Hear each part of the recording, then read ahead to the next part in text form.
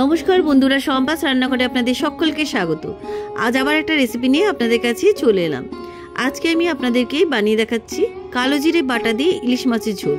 এই রেসিপিটা আমার ইলিশ থালিতেও দেওয়া আছে, চাইলে আপনারা সেখানেও দেখতে পারেন। তাই ভিডিওটা স্কিপ না করে পুরো রেসিপিটা দেখার অনুরোধ রইল। রেসিপিটা ভালো লাগলে আমাকে কমেন্ট বক্সে কমেন্ট করে জানাবেন, ভালো লাগলে লাইক বাটনটাও প্রেস করে দেবেন, আর আপনাদের বন্ধুদের মধ্যে আমার ভিডিওটাকে শেয়ার করে দেবেন। আর আমার নতুন বন্ধুদের কাছে অনুরোধ, আমার চ্যানেলটাকে সাবস্ক্রাইব করে পাশে থাকবেন। আর আমার চ্যানেলে নতুন নতুন রেসিপি দেখার জন্য পাশে থাকা ছোট্ট বেল আইকনটাও প্রেস করে দেবেন। চলুন আর কথা না বাড়িয়ে কীভাবে আজকে কালো জিরে বাটা দিয়ে ইলিশ মাছের ঝোল বানাচ্ছি রেসিপিটা দেখে নেওয়া যাক। কালো জিরা বাটা ইলিশ মাছের রেসিপির জন্য আমি এখানে 4 পিস ইলিশ মাছ নিয়েছি। ইলিশ মাছগুলোকে খুব ভালো করে ধুয়ে নিয়েছি। এবারে ইলিশ মাছগুলোতে হলুদ, লবণ আর 1 চামচ সরষের তেল দিয়ে খুব ভালো করে মাখিয়ে আমি 10 মিনিট ম্যারিনেট করে রেখে দিচ্ছি।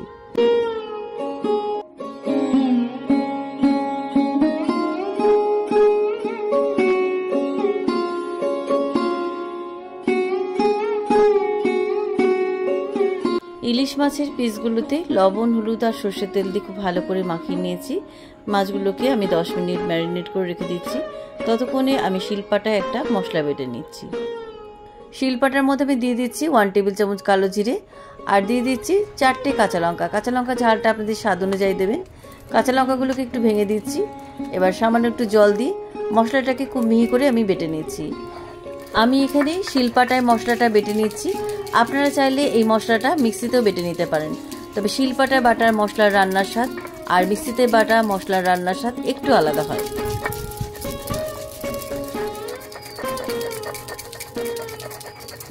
শিলনোড়ায় আমি কালো জিরে আর কাঁচা লঙ্কাটা খুব মিহি করে বেটে নিয়েছি।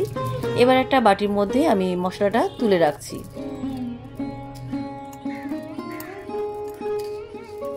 শিলনোড়ায় বাটা মশলাটা আমি বাটির মধ্যে তুলে রাখছি।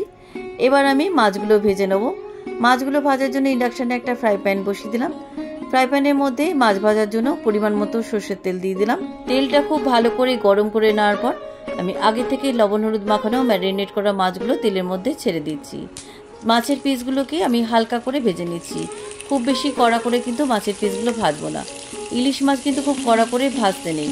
ইলিশ মাছ খুব কড়া করে ভাজলে পরে কিন্তু মাছের স্বাদটা নষ্ট হয়ে যায়। তাই আপনারাও সবসময় ইলিশ মাছ কিন্তু তেলের মধ্যে হালকা করে ভেজে নেবেন। মাছের পিসগুলো একটা পিঠ হালকা করে ভাজা হয়ে গেছে। এবার উল্টো পিঠটাও ভেজে নিচ্ছি।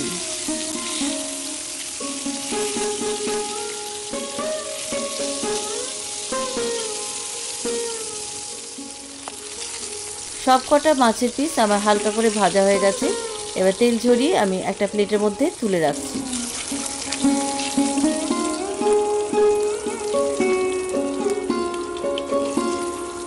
প্যানের থেকে সব কটা মাছ ভাজা আমি তুলে নিলাম। এবার এই মাছ ভাজা তেলের মধ্যে ফোড়নে দিয়ে দিচ্ছি 1 টিস্পুন কালো জিরে, আর দিয়ে দিচ্ছি 2টো শুকনো লঙ্কা, 2টো চেরা কাঁচা লঙ্কা দিয়ে ফোড়নটা 1 মিনিট ভেজে নিচ্ছি। ফোড়নটা একটু ভাজা ভাজা হয়ে আসার পর আমি একটা মিডিয়াম সাইজের টমেটো কুচি দিয়ে দিলাম। এবার তেলের মধ্যে টমেটো কুচিগুলো 1-2 মিনিট ভেজে নিচ্ছি। টমেটো কুচিগুলো একটু নরম হয়ে যাওয়ার পর আমি এর মধ্যে দিয়ে দিচ্ছি পরিমাণ মতো লবণ, আর দিয়ে দিচ্ছি 1/2 টিস্পুন হলুদ গুঁড়ো। লবণ আর হলুদ গুঁড়ো খুব ভালো করে সমস্ত উপকরণের মধ্যে মিশিয়ে দিচ্ছি। হলুদের কাঁচা গন্ধ চলে যাওয়ার পর আগে থেকে শিলনোড়ায় বাটা কালো জিরে কাঁচা লঙ্কা বাটাটা দিয়ে দিলাম। মশলার বাটিতে অল্প একটু জল ধুয়ে দিয়ে দিলাম। কালো জিরে বাটাটা দেওয়ার পর আমি 2-3 মিনিট খুব ভালো করে কষিয়ে নিচ্ছি। মশলাটা খুব ভালো করে আমার কষানো হয়ে গেছে। দেখুন মশলা থেকে তেল ছেড়ে দিয়েছে। এবার আমি এর মধ্যে পরিমাণ মতো জল দিয়ে দিলাম। জলটা খুব ভালো করে সমস্ত উপকরণের মধ্যে মিশিয়ে দিচ্ছি। ঝোলটা ফুটে ওঠার পর আমি মাছের পিসগুলো দিয়ে দেবো। ঝোলটা ফুটে গেছে। এবার আমি আগে থেকে ভেজে রাখা ইলিশ মাছের পিসগুলো ঝোলের মধ্যে দিয়ে দিচ্ছি। সব কটা ভাজা মাছ আমি ঝোলের মধ্যে দিয়ে দিলাম। এবার ঝোলের মধ্যে উল্টে পাল্টে আমি 2-3 মিনিট ফুটিয়ে নিচ্ছি। খুব বেশি ঝোলের মধ্যে মাছগুলো ফোটানোর দরকার নেই, কারণ মাছগুলো আগে থেকে ভাজা ছিল। আর ইলিশ মাছ এমনিতেই খুব নরম মাছ, তাই খুব বেশি ঝোলের মধ্যে ফোটানোর দরকার নেই। কালো জিরে বাটা দিয়ে ইলিশ মাছের ঝোল আমার রান্না হয়ে গেছে। এবার ইন্ডাকশনের সুইচ অফ করে নামিয়ে নিয়ে সার্ভ করলাম। কেমন লাগলো আজকের এই কালো জিরে বাটা দিয়ে ইলিশ মাছের ঝোল রেসিপি? আপনারাও বাড়িতে এইভাবে একবার কালো জিরে বাটা দিয়ে ইলিশ মাছের ঝোল রান্না করে গরম ভাতের সাথে খেয়ে দেখুন, খেতে কিন্তু দারুণ সুস্বাদু হয়। তাই রেসিপিটা একবার হলেও ট্রাই করার অনুরোধ রইল। রেসিপিটা কেমন লাগলো আমাকে কমেন্ট বক্সে কমেন্ট করে জানাতে ভুলবেন না। ভালো লাগলে লাইক বাটনটাও প্রেস করে দেবেন, আর আপনাদের বন্ধুদের মধ্যে আমার ভিডিওটাকে শেয়ার করে দেবেন।